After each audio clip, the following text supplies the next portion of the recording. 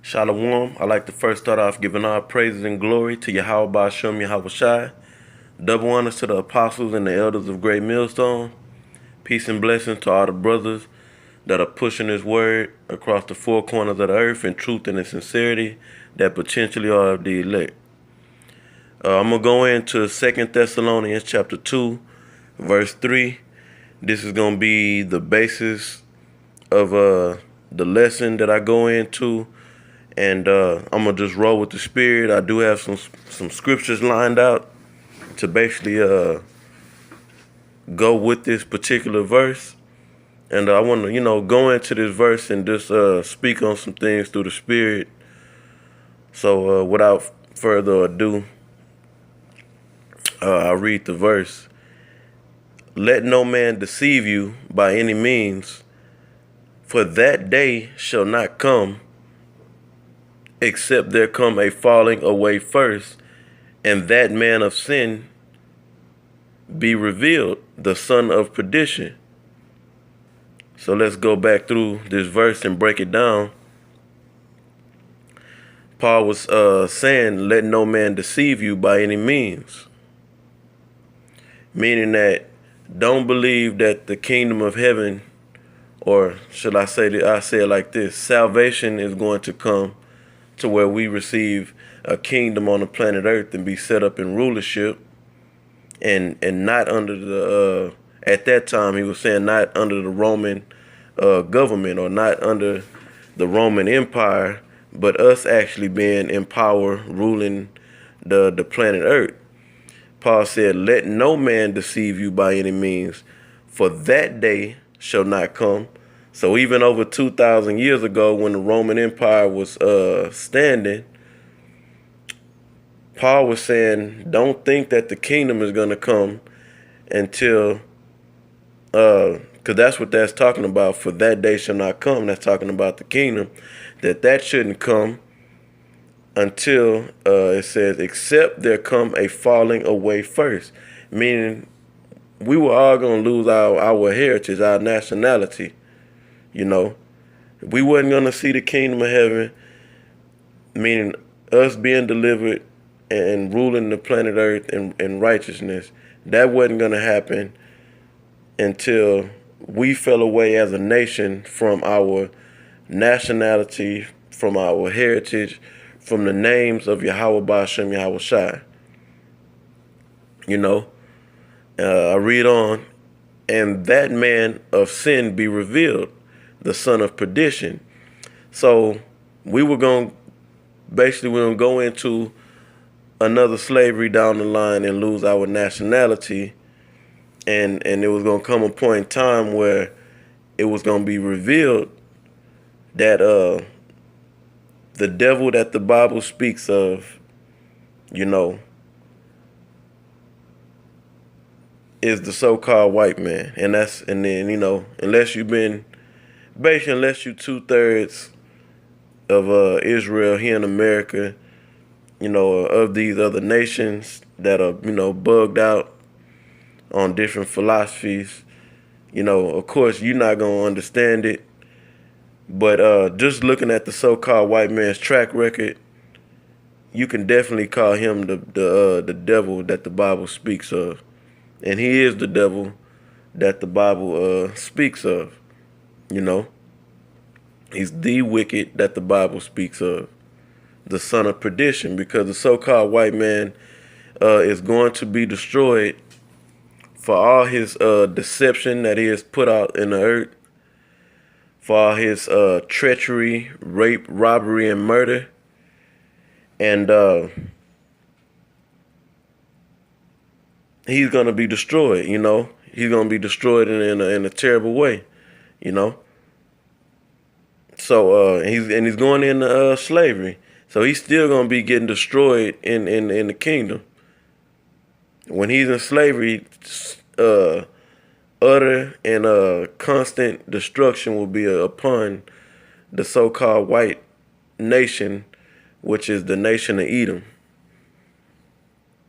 Now, what I really want to focus on is the part that reads, the part in this verse that reads, except there come a falling away first. This was written, Paul said this, and it's actually written in the scriptures that we were going to fall away from our nationality before the kingdom of heaven is established. And I want to get some scriptures to prove that. So this is Jeremiah chapter 17, verse 4. And this definitely proves that we would lose our nationality, because this is a prophecy. And of course, this was going to happen in the future, because throughout all our captivities that Israel had been in, they knew who they were. They didn't fall away from their nationality. You know, it wasn't until the times we living in now, or really prior, say, going back to, the 1400s and so on, or, mainly going into the 1600s, that we would really lose our nationality, and of course that would have to happen before the kingdom of heaven gets here, which is us ruling on the planet Earth in righteousness. That would have to happen, because once the kingdom of heaven gets here, we'll never lose our nationality. We're going to be in perfect order, and we're gonna be in power and ruling the planet Earth forever, So, of course, this prophecy would have to take place before the kingdom of heaven gets here, obviously, So let's read it. This is Jeremiah chapter 17, verse 4. And thou, even thyself, shall discontinue from thine heritage. Who is thyself? That's the Israelites. They shall discontinue from thine heritage that I gave thee, and I will cause thee to serve thine enemies in the land which thou knowest not. For ye have kindled a fire in mine anger, which shall burn forever. And that forever is not talking about actual forever. If you go into it, it's talking about for a very long period of time,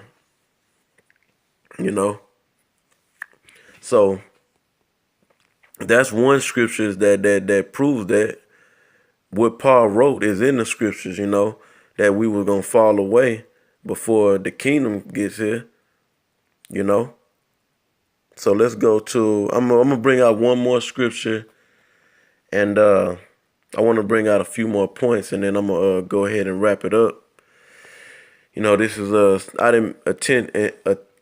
I didn't intend for this to be a long lesson, just something short, but hopefully edifying. This is 2nd Esdras chapter 2, verse 7, and it reads,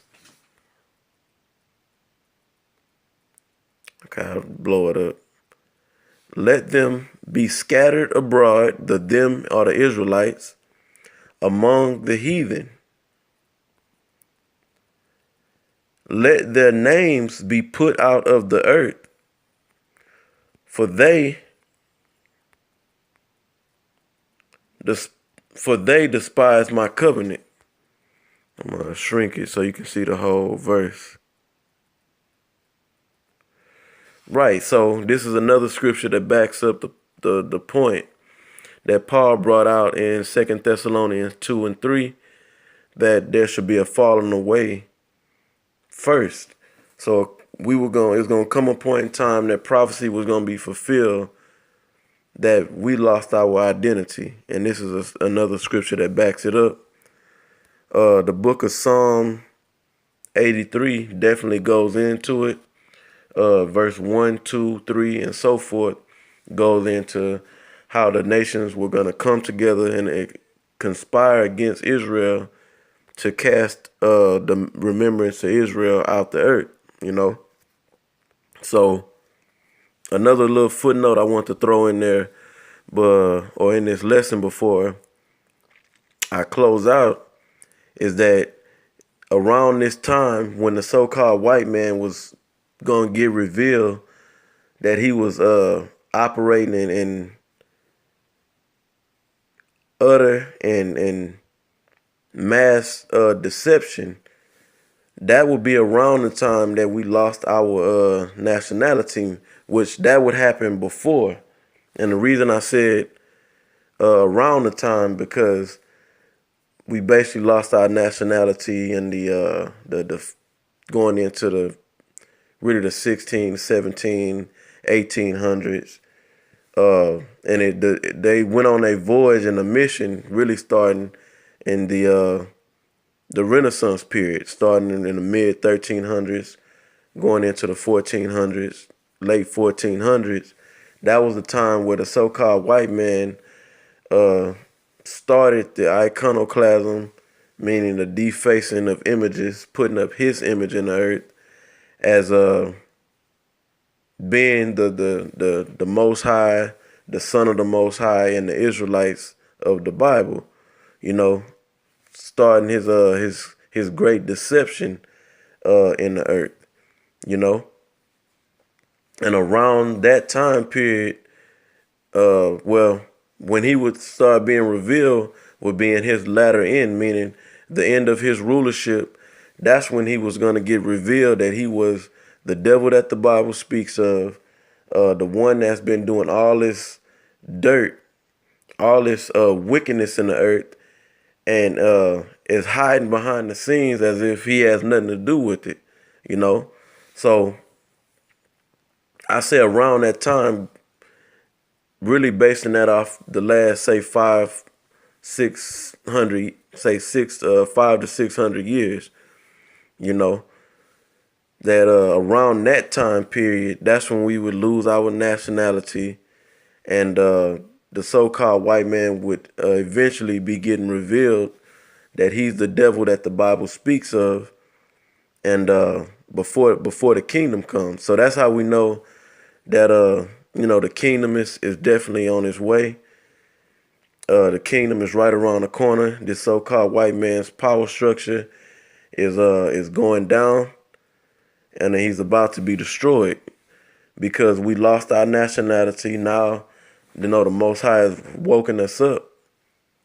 Going back, say, 40, 30 years ago, the Most High started waking us up to our nationality and started revealing that the man of sin, or the wicked, the devil that the Bible speaks of, is Esau, the Edomites, the so-called white man, starting with their leaders, the elites that actually run the world, according to Job 9:24.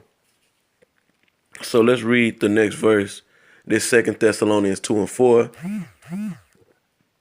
And it reads, who opposeth and exalted himself above all that is called the Most High, or that I read it verbatim. It says that is called God, or who is worshipped, or that is worshipped, Salakia, so that he, as God, sitteth in the temple of God, showing himself that he is God.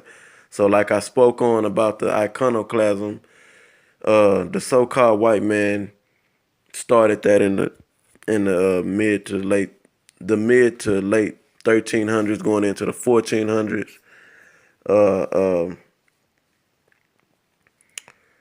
Basically defacing the true, defacing the Israelites, which are of color, and setting himself up as the Son of the Most High, and the Most High, the angels, the Israelites, so forth and so on.